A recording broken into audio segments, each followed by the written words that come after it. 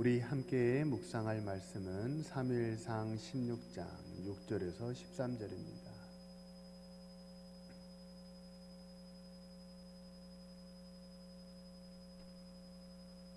사무엘상 16장 6절에서 13절의 말씀 우리 찾으셨으면 함께 읽겠습니다. 6절입니다. 그들이 오매 사무엘이 엘리압을 보고 마음에 이르기를 여호와의 기름 부으실 자가 과연 주님 앞에 있도다 하였더니 여호와께서 사무엘에게 이르시되 그의 용모와 키를 보지 말라. 내가 이미 그를 버렸노라. 내가 보는 것은 사람과 같지 아니하니 사람은 외모를 보거니와 나 여호와는 중심을 보느니라 하시더라. 이새가 아비나답을 불러 사무엘 앞을 지나가게 하매 사무엘이 이르되 이도 여호와께서 택하지 아니하셨느니라 하니 이새가 산마로 지나게 하매 사무엘이 이르되 이도 여호와께서 택하지 아니하셨느니라 하니라. 이새가 그의 아들 7을 다 사무엘 앞으로 지나가게 하나 사무엘이 이새에게 이르되 여호와께서 이들을 택하지 아니하셨느니라 하고 또 사무엘이 이새에게 이르되 내 아들들이 다 여기 있느냐. 이새가 이르되 아직 막내가 남았는데 그는 양을 지키나이다. 사무엘이 이새에게 이르되 사람을 보내어 그를 데려오라. 그가 여기 오기까지는 우리가 식사 자리에 앉지 아니하겠노라. 이에 사람을 보내어 그를 데려오매 그의 빛이 붉고 눈이 빼어나고 얼굴이 아름답더라. 여호와께서 이르시되 이가 그니 일어나 기름을 부으라 하시느니라. 사무엘이 기름 뿔병을 가져다가 그의 형제 중에서 그에게 부었더니 이날 이후로 다윗이 여호와의 영에게 크게 감동되니라. 사무엘이 떠나서 라마로 가니라. 아멘. 우리 앞뒤 좌우 옆 사람과 서로 인사하실까요? 사랑합시다. 격려합시다. 전도합시다.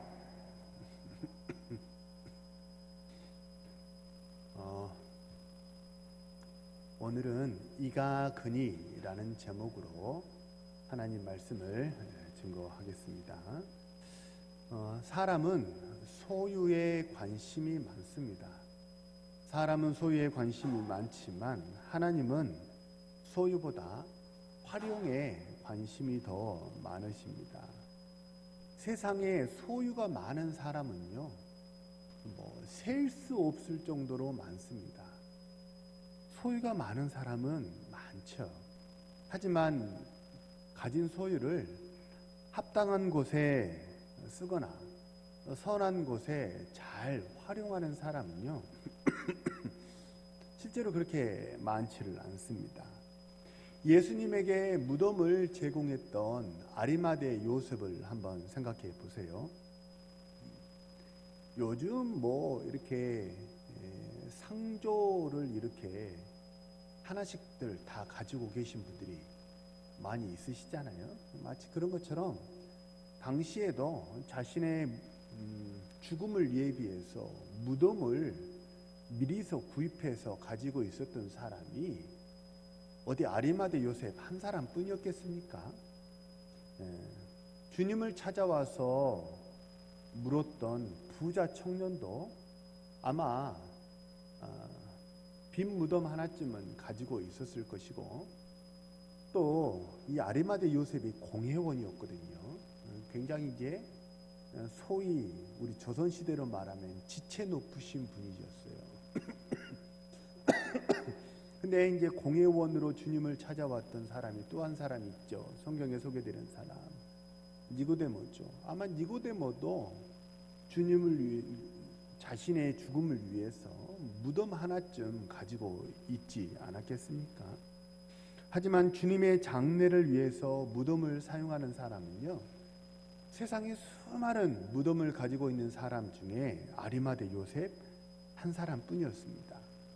그가 주님의 죽음을 위해서 무덤을 사용했기 때문에 그가 소유했던 무덤은 보통 무덤이 아니라 아주 특별한 무덤이 되었어요. 만약 아르마데 요셉이 원래 목적대로 자기의 죽음을 위해서 그렇게 그 무덤을 사용했다고 한다면 그 무덤은 후대 사람들이 그렇게 기억할 필요가 없는 그냥 평범한 무덤이 되었을 것입니다. 하지만 주님의 죽음을 위해서 그 무덤을 드렸기 때문에 아리마대 요새의 빈 무덤은요, 주님의 부활을 증거하는 성경의 아주 역사적인 기록의 장소, 역사적인 부활의 증거가 되는 그런 장소가 될 수 있었습니다. 기독교 유적지가 된 거죠. 주님이 예루살렘에 입성할 때 타셨던 나귀도 마찬가지입니다. 당시 나귀를 가진 사람이 얼마나 많았겠습니까? 나귀는요, 이동수단, 요즘으로 말하면 자가용 같은 거였거든요. 그러니까 우리도 한 집에 하나씩 다 자가용이 있는 것처럼 어디 자가용 가진 사람이 그 한 사람뿐이었겠습니까? 그러나 그 많은 사람 중에서 주님의 예루살렘 입성을 위해서, 주님을 위해서 나귀를 드린 사람은 그 한 사람뿐이었습니다. 이처럼 성경은요, 가진 사람을 기억하거나 칭찬하지 않습니다. 가진 사람은 그냥 가진 사람에 지나지 않습니다. 다만 성경은 누구를 기억합니까? 주님을 위해서 사용한 사람, 선한 일을 위해서 활용한 사람, 그 사람만 성경은 기억합니다. 디모데후서 2장 20절도 똑같은 말씀을 증언합니다. 큰 집에는 금그릇과 은그릇뿐 아니라 나무 그릇과 질그릇도 있나니 깨끗하게 하면 주님의 쓰심에 합당하며 모든 선한 일에 준비함이 되리라. 이렇게 기록을 해요. 예나 지금이나 예전에는 집에 금그릇이 몇 개 있냐, 은그릇이 몇 개 있냐, 수저가 금수저냐 은수저냐 그거 따졌죠. 그게 부의 상징이었습니다.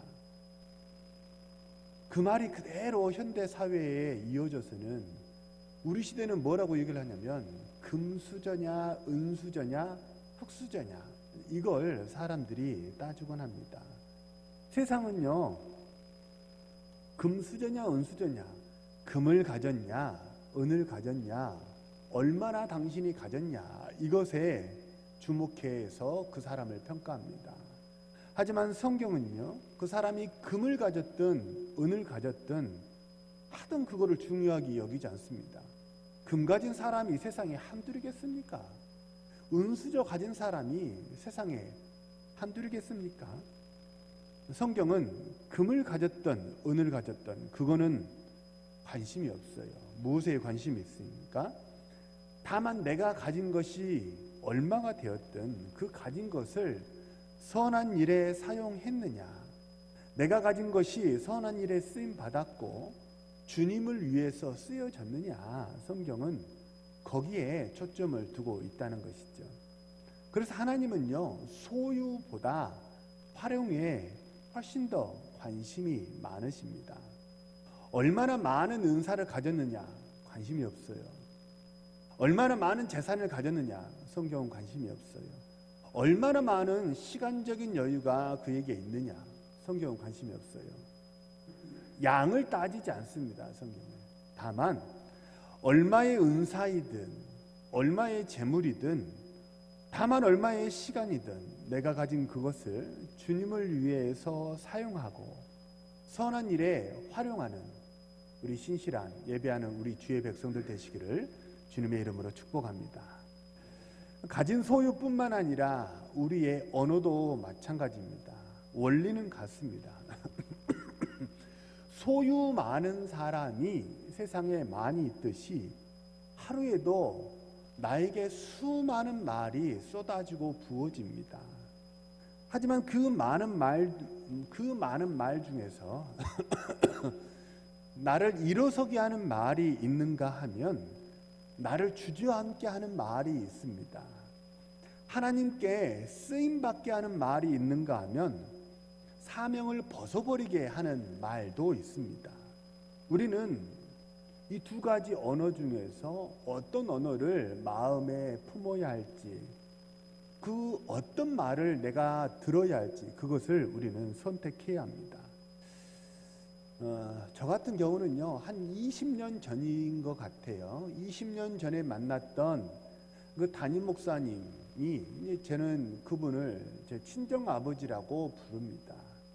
그래서 곧잘 전화도 드리고, 제가 그 교회에 부교육자로 있을 때요, 늘 제가 그 목사님께 가서 물었습니다. 목사님, 설교는 어떻게 해야 합니까? 그 목사님이 참 리더십이 좋으셨고 설교가 아주 좋으셨어요. 제가 늘 물었습니다. 목사님, 설교는 어떻게 해야 하는 거죠? 어떻게 목사님은 설교를 준비하세요?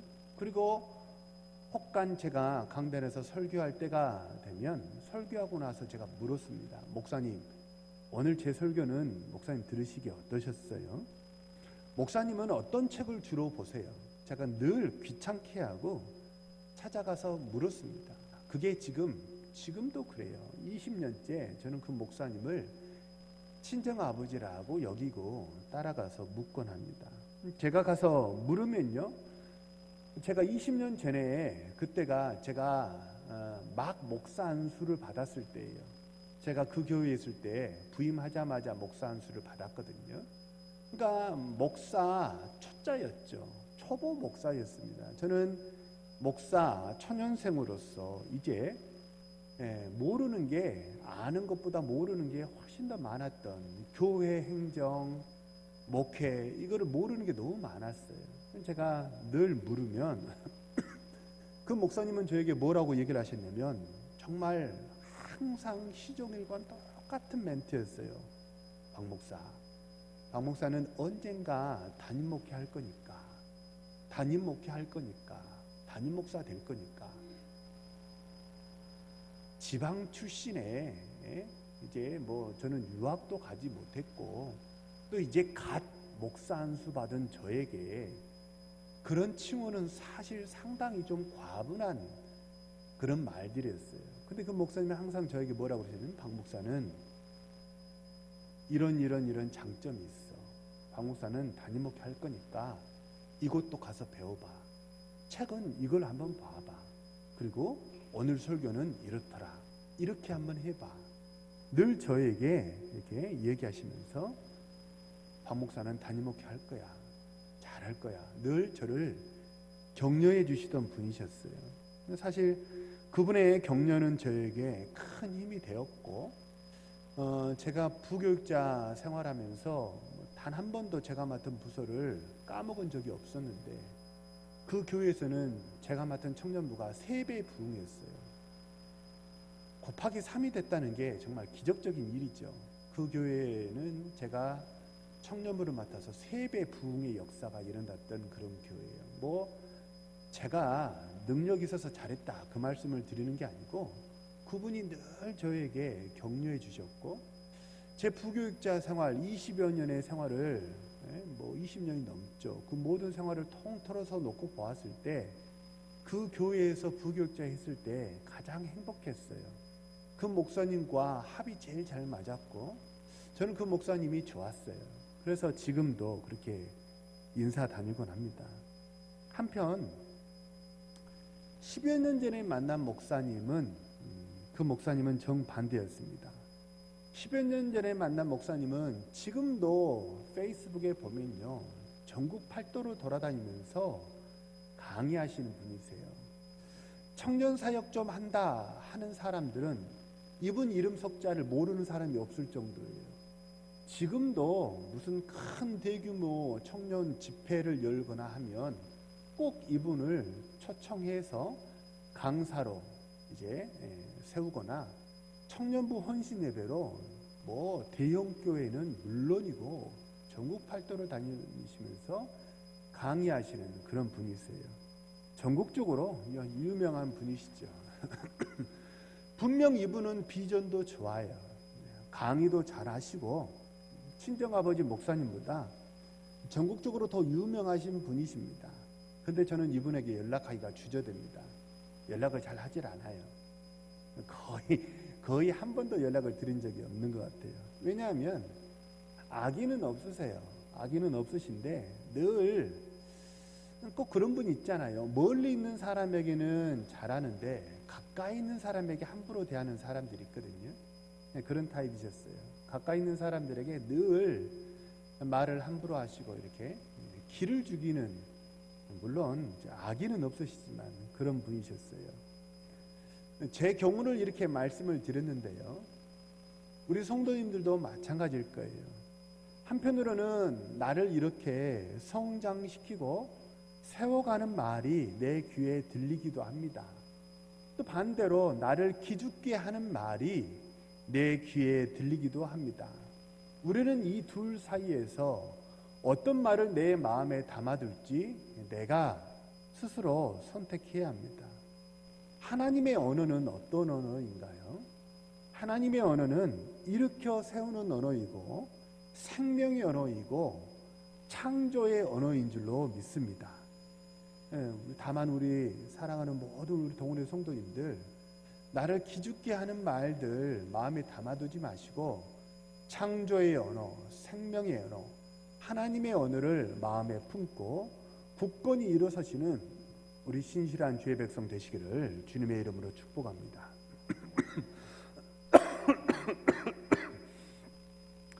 오늘 본문은요, 사울의 뒤를 이어서 왕이 될 후계자를 간택하는 그런 상황을 소개합니다. 다윗에게도, 오늘 본문의 다윗에게도 두 가지의 음성이 있었습니다. 먼저 다윗은요, 가까이 있는 사람들에게, 가족들이죠, 가까이 있는 사람들에게 인정받지 못하는 그런 비운의 청소년이었습니다. 다윗이 들었던 말은 무시하는 말이었고 자격이 없다는 말이었습니다. 어느 날 형들이 갑자기 어디론가 우르르 몰려갑니다. 나만 빼놓고 형들이 다 몰려갑니다. 그래서 다윗이 묻습니다. 형 어디가? 형 어디가? 지금 뭐하러 가는 거야? 무슨 일 있어? 형들에게 물어도 형들이 알려주지를 않습니다. 아버지에게 물어도 아버지는 하시는 말씀이 너는 자격이 없으니까 몰라도 돼. 너는 그냥 양이나 잘 치면 돼. 그렇게 말씀을 하셨어요. 이렇게 다윗은 가족에게 인정받지 못하는 버림받은 그런 아들이었습니다. 그래서 그의 아픈 마음을 시편 27편 10절에서 이렇게 고백해요. 내 부모는 나를 버렸으나 여호와는 나를 영접하시리이다. 부모에게 버림받은 상처가 있다고 다윗이 고백합니다. 여기서 이제 버렸다는 말은 실제로 뭐 집 밖에 내쫓았다, 나가 살아라 이렇게 호적에서 팠다, 그런 얘기가 아니죠. 여기서 버렸다는 말은 실제로 버렸다는 얘기가 아니고 부모에게 인정받지 못했다. 그래서 마치 버려진 것처럼 느껴졌다라는 그런 시적인 표현이겠죠. 이렇게 다윗은요, 너는 몰라도 돼, 넌 자격이 없어 라는 말을 듣고 살았고, 이런 말을 들었을 때 다윗의 인생에는요, 아무런 변화가 일어나지 않습니다.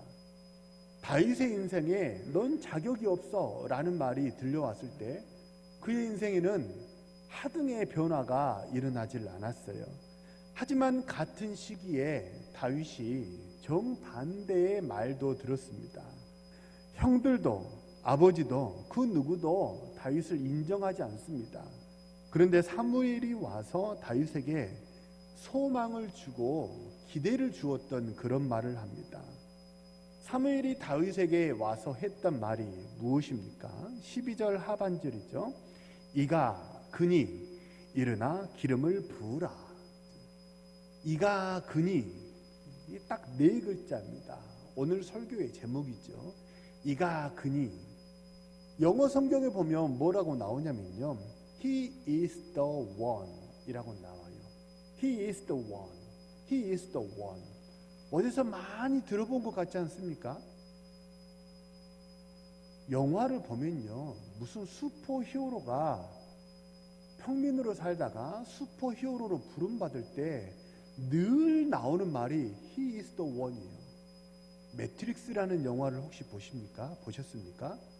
거기서 주인공 이름이 네오잖아요. 네오의 스펠링을 바꿔보면 원이에요. He is the one. He is the one. 이게 마치 나는 그 누구도 인정해주지 않은 그냥 버림받은 청소년이었어요. 근데 사무엘이라는 사람이 나타나서 나에게 뭐라고 얘기를 하는 거예요? 마치 슈퍼히어로를 부르는 듯한 그런 말. He is the one. He is the one. 이런 말을 하는 거죠. 이가 그니 라는 이 말 한마디는요, 다윗의 인생을 송두리째 바꿔놓았습니다. 다윗의 인생이 바뀌니까 어떤 변화가 일어났습니까? 이스라엘이 바뀌었어요. 다윗이 바뀌니까 이스라엘이 바뀌었고요. 그리고 다윗의 후손으로 살게 되는 우리들의 인생도 오늘 지금처럼 복되게 변화되었는 줄로 믿습니다.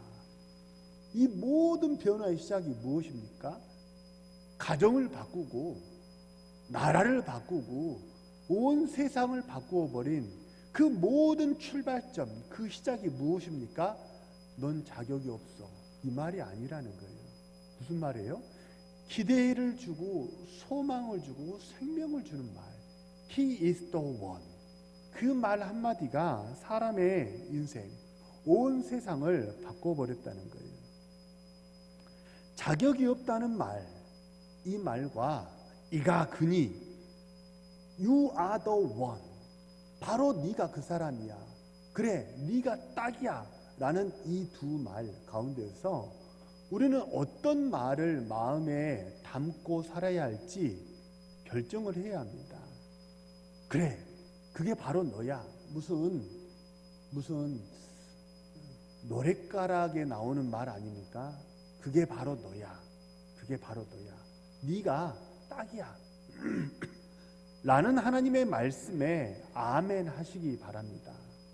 그 말에 아멘 하시면요, 우리 인생도 다윗처럼 복된 인생으로 바뀔 줄로 믿습니다. 내가 바뀌면 어떤 일이 일어나는 거예요? 내가 바뀌면 우리 집안이 뒤집어지는 거예요. 내가 바뀌면요, 우리 교회가 뒤집어지는 거예요. 내가 바뀌면 세상이 뒤집어지게 될 줄로 믿으시기를 바랍니다. 지난 주일 오후 시간에 회복 탄력성에 대해서 이제 강의를 했었죠. 고난받은 사람들을 제가 몇 사람, 물론 뭐 영상에 좀 이렇게 착오가 있어서 온전히 영상을 다 보지는 못했지만 몇 사람의 인생을 소개해 드렸는데요. IMF하고 광우병 파동이 겹쳐가지고 연매출 50억의 흑자를 내던 한우 식당이 100억의 부도를 내고 자신이 피땀 흘려 가꾸었던 그 식당, 등소평까지 와서 식사했던 명소였던 그 식당을 팔아야 했을 때 그분의 심정이 어떨까요? 내가 연매출 50억이에요. 사실 말이 50억이죠. 그 98년 그 어간에 연매출 50억이면 지금의 화폐 가치로 따지면 도대체 얼마예요? 상상할 수 없는 금액 아닙니까? 근데 그 식당을 팔아야 했을 때 그분의 마음이 어땠을까요? 한참 잘 나가던 전도 유망한 과학자가 탐사를 나갔는데 자동차가 전복돼 가지고 온몸 사지 불구가 되었어요. 목 이하로는 아무것도 움직일 수 없는 그런 사지 불구가 되었을 때 그의 마음이 어땠을까요? 잘 나가던 댄스 가수가 자동차 사고로 하반신 불구가 되어서 내가 더 이상 춤을 출 수 없다고 생각했을 때, 그런 현실을 받아들였을 때 어땠을까요? 5만 가지 생각이 다 들지 않았겠습니까? 그때 무슨 말이 그의 귀에 들어왔겠어요? 무슨 말로 그들의 억장이 무너지는 그 심정을 위로할 수 있겠습니까? 하지만 그렇게 어려운 상황에 처해 있을 때에도 나를 도우시는 하나님, 나를 지키시는 하나님, 그 하나님이 내 시름에, 내 작은 신음에 귀를 기울이시고 나를 돌보시고 인도하시는 줄로 믿으시기를 바랍니다. 시편 121편은요 다윗의 시인데요 우리가 자주 부르는 하나님은 너를 지키시는 자라는 그 찬송의 가사가 되었던 시편이 시편 121편입니다. 6절을 보면 다윗이 뭐라고 고백을 하냐면요, 낮의 해가 너를 상하지 아니하며 밤의 달도 너를 해치지 아니하리로다 라고 고백합니다. 이 말을 거꾸로 읽으면 다윗의 심정이 어떤 심정이었어요? 벌건 대낮에도 누군가 나를 해치려는 것 같고 밤에도 두 다리 뻗고 잠을 자지 못하는 그런 위협과 압박이 다윗에게 있었다라는 뜻이죠. 그때 다윗이 어떤 말을 마음에 담아 두었습니까? 넌 안 돼. 너는 내가 반드시 죽이고야 말 거야. 이런 사람들의 말을 다윗은 마음에 담아두지 않았어요. 다윗이 마음에 담아두었던 말씀은 같이 기록되어 있는 121편에 이렇게 나옵니다. 1절 내가 산을 향하여 눈을 들리라. 2절 나의 도움은 천지를 지으신 여호와에게서로다. 3절 너를 지키시는 이가 졸지 아니하시리로다. 8절 여호와께서 너의 출입을 지금부터 영원까지 지키시리로다. 믿으시기를 바랍니다. 우리 한번 찬양해 볼까요? 하나님은 너를 지키시는 자.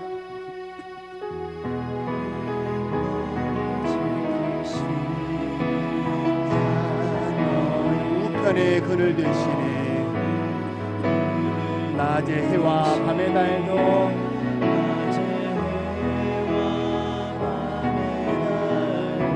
너를 잊지 못하리. 하나님은 너를 지키시는 자.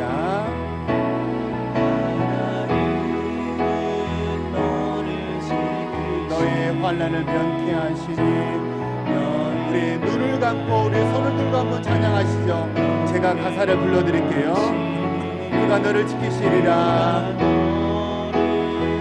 너의 출입을 지키시리라. 너의 출입을 눈을 들어 산을 보아라. 눈을 들어 산을 보아라. 너의 도움이 어디서 오나. 천지 지으신 천지 너를 만드신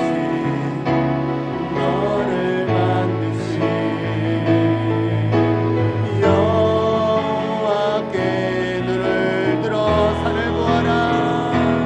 눈을 들어 산을 보아라. 너의 도움 어디서 너를 너를 만드신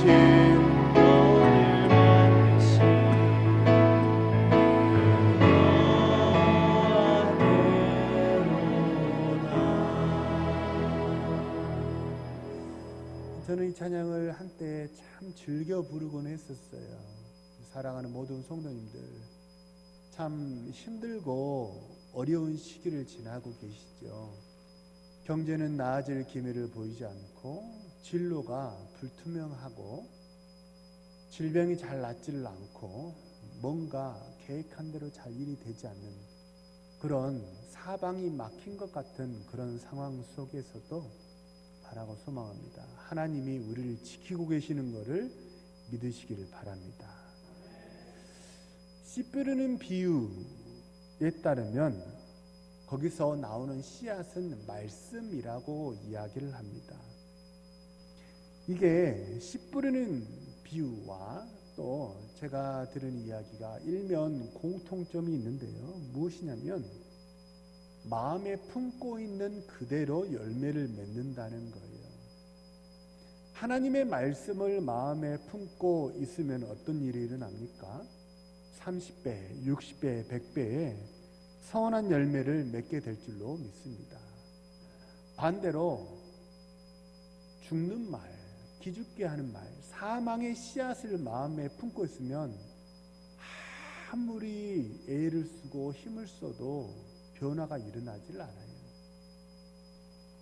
어떤 씨앗을 마음에 품고 계십니까? 어떤 말을 마음에 품고 계십니까? 요셉이 꿈을 꾸었을 때 형들은 그저 시기할 뿐이었어요. 그 꿈을 가치 있게 여기지 않았어요. 하나님이 준 꿈인데 그 꿈을 가치 있게 여기지 않았어요. 하지만 아버지 야곱은 그 말을 마음에 간직해 두었다 그랬잖아요. 하나님에게서 멀어지는 말은 마음에 담아두지 마시고 다 제단 숯불로 지져버리시고 태워버리시기를 바랍니다. 성령의 생수로 다 씻어내버리시기를 주님의 이름으로 축복합니다. 그리고 딱 한마디 마음에 품으시면 돼요. 무슨 말이에요? 이가 그니, 바로 네가 그 사람이야. 이건 너밖에 할 수 없어. 너는 그런 사람이야. 네가 딱이야. 하나님은 지금도 우리를 향해서 기대하고 계시고 우리를 향한 소망을 저버리지 않으십니다. 나를 일으켜 세우는 그 음성, 나를 부르시는 그 음성, 그 마음, 그 음성을 마음에 품으시고 그러므로 말미암아 내 인생이 뒤집어지고 우리 가정이 축복의 가정으로 변화가 되고 교회가 바뀌고 인생이 살만 나는 인생으로 바뀌어지는 것을 체험하고 경험하는 그런 복된 인생을 살아가는 우리 신실한 주의 백성들 되시기를 주님의 이름으로 축복합니다. 우리 주신 말씀을 놓고 한번 합심해서 동성으로 기도합니다.